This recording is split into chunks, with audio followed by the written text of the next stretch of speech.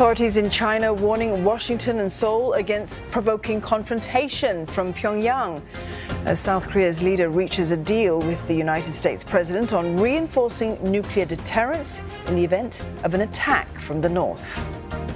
Still, some welcome for the so-called Washington Declaration from certain quarters in South Korea, raising hopes of greater protection from a potential atomic attack. And for more on Washington and Seoul's new landmark nuclear agreement, we're joined by General In Bom-chun. He is Distinguished Military Fellow at the Institute for Security and Development Policy, and he joins us live from Seoul. General Chun, let me start with a quotation from the Chosun Ilbo, the editorial, which says, "The Washington Declaration contains no measures to fundamentally resolve the public's anxiety." Well, if you look at it, in 1953, you already have a mutual defense treaty that should resolve any public anxiety, anything that you can ask for. So what more could the Washington Declaration have added? What more could it have done? Did it even achieve that little bit more on top of that defense treaty?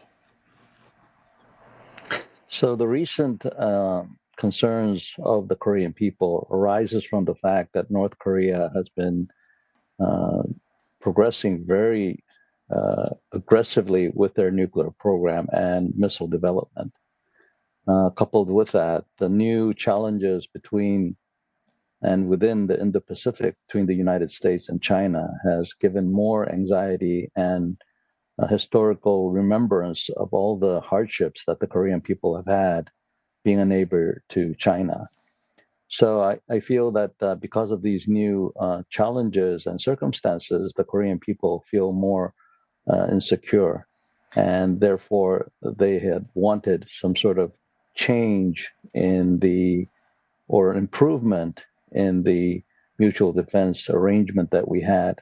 And this time, the Yoon-Biden summit, although some people are still have concerns, is the first step leading to a more secure and reliable arrangement.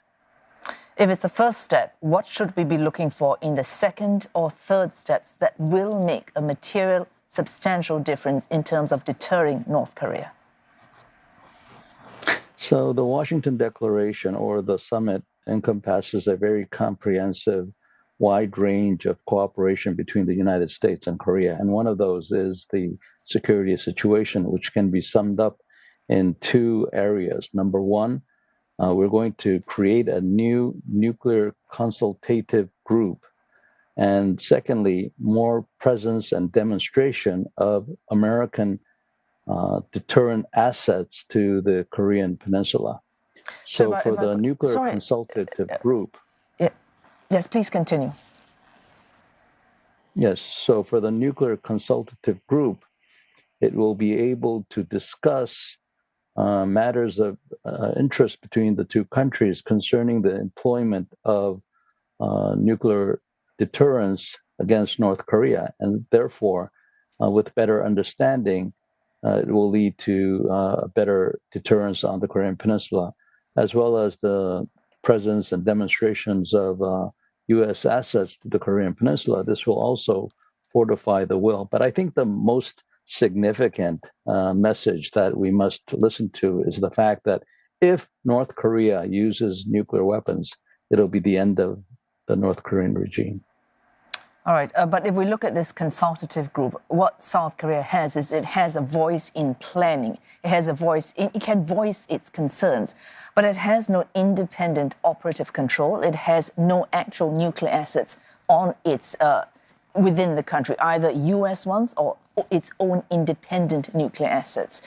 I think for some South Koreans, they might want that because they want the agency and control of saying, I'm in charge of my own defense. That has been in the public debate since 2006. Is there a likelihood of that ever happening, some kind of compromise between Seoul and Washington? Yes, so having nuclear weapons, American nuclear weapons on Korean soil might sound reassuring, but it will bring with it its own set of problems. For one thing, Korea is not big enough to have these nuclear weapons. In the past, we did have American nuclear weapons, but that was when North Korea didn't have any nuclear weapons. So this is a whole different ballgame. So having American nuclear weapons on the Korean Peninsula might not be that great of an idea. Having said that, because of the fluctuations in American politics, because of the changes that could always happen, Koreans right now are seeking a more secure situation, which might be nuclear weapons for its own decision. Now, with the process of extended deterrence that is provided by the United States, it is understood that the ultimate decision to use American nuclear weapons will be upon the American commander-in-chief, who is the president of the United States. So that should be understood and taken, and we should trust that. But having said that, still, again, there are notions that it's not enough. And to a degree, I concur with that. But final question, General. Pardon me, sorry for cutting in. We're running a little short of time because this is a point you made. You said the most important thing was that the two leaders made it very clear that if North Korea were to launch an attack, that would be the end of that regime in Pyongyang. But of course, North Korea in the last few months, the last year perhaps, has ramped up its weapons testing so that it has all the appearance of having harder to detect, more powerful weapons that can now hit, in principle, continental America. So the choice now, unspoken, is do you want to protect Seoul or Los Angeles? Has the US answered that question in its nuclear deterrence program?